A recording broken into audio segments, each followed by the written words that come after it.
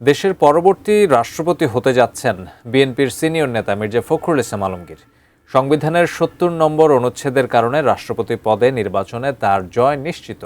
মনোনয়নপত্র জমা দেওয়ার শেষ দিনে তাঁকে মনোনীত করার মধ্য দিয়ে সব গুঞ্জনেরও অবসান হলো। এদিন নির্বাচন কমিশনে বিএনপির পক্ষে তাঁর এবং ১১ দলীয় জোটের পক্ষে অবসরপ্রাপ্ত কর্নেল অলি আহমেদের মনোনয়নপত্র জমা দেওয়া হয়। রাষ্ট্রপতি নির্বাচনে মনোনয়নপত্র জমা দেওয়ার শেষ দিন দুপুর ১২টায় দলের চেয়ারম্যান ও প্রধানমন্ত্রী তারেক রহমানের সাথে বৈঠক করেন বিএনপির স্থায়ী কমিটির সদস্য ও সিনিয়র নেতারা। সচিবালয়ে প্রধানমন্ত্রীর কার্যালয়ে অনুষ্ঠিত বৈঠকে মির্জা ফখরুল ইসলাম আলমগীরের হাতে দলীয় প্রধানই মনোনয়নপত্র তুলে দেন। বৈঠক শেষে সংবাদ সম্মেলনে ভারপ্রাপ্ত মহাসচিব হিসেবে দায়িত্ব পাওয়া রুহুল কবির রিজভী জানান, দলীয় ও সরকারি সব দায়িত্ব থেকে পদত্যাগ করেছেন মির্জা ফখরুল ইসলাম আলমগীর। বাংলাদেশ জাতীয়তাবাদী দলের প্রার্থী হয়েছেন মির্জা ফখরুল ইসলাম আলমগীর এবং তিনি প্রার্থী হওয়ার সাথে সাথে বাংলাদেশ জাতীয়তাবাদী দলের মহাসচিব এবং জাতীয় স্থায়ী কমিটির সদস্য পদ থেকে পদত্যাগ করেছেন। সংবিধানের ৭০ অনুচ্ছেদ অনুযায়ী দলীয়ভাবে নির্বাচিত সংসদ সদস্যরা দলের বিপক্ষে ভোট দিতে পারেন না। দিলে তিনি সদস্যপদ হারাবেন। সাংবিধানিক এই বাধ্যবাধকতার কারণে সংসদের সংখ্যাগরিষ্ঠ দলের প্রার্থী হিসেবে তাই মির্জা ফখরুল ইসলাম আলমগীরই রাষ্ট্রপতি হতে যাচ্ছেন।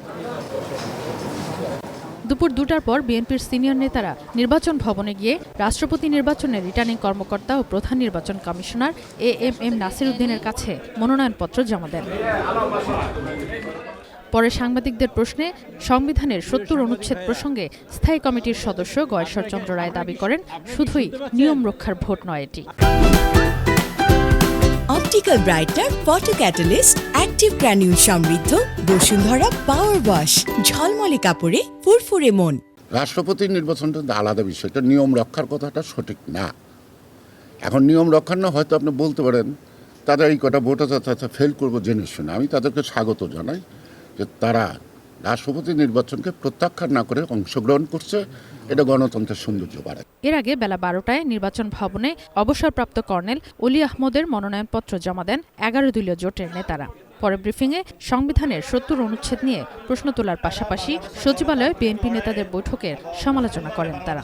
আমাদের কনস্টিটিউশনে ৭০ অনুচ্ছেদ বলে, যেটা নিয়ে আমরা ঐক্যমত কমিশনে সংসদ সদস্যদের স্বাধীনভাবে তার মতামত জাতির স্বার্থে, জনগণের স্বার্থে, দেশের স্বার্থে রাখতে পারে, সে ডোরটা ওপেন করা। সচিবালয় হলো একটা নির্বাহী জায়গা, এখানে রাজনৈতিক দলের শীর্ষ বৈঠক হবে, শীর্ষ ফোরামের বৈঠক হবে, এটা অতীতের রেকর্ড আমাদের জানা নেই। যদিও সচিবালয়ের বৈঠকটি দলীয় বা স্থায়ী কমিটির ছিল না বলে নিজেদের ব্রিফিংয়ে দাবি করেছিলেন বিএনপির নেতারা।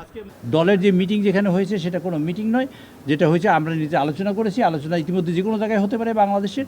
বিকেলে ইসির সিনিয়র সচিব আক্তার আহমেদ জানান, ১৬ আগস্ট ২ প্রার্থীর মনোনয়নপত্র যাচাই বাছাই করা হবে। এই যাচাই বাছাই আমাদেরকে সহযোগিতা করার জন্য জাতীয় সংসদ সচিবালয় থেকে ওনাদের একজন কর্মকর্তা আসবেন। Sadia Afroz, ATN news, Dhaka.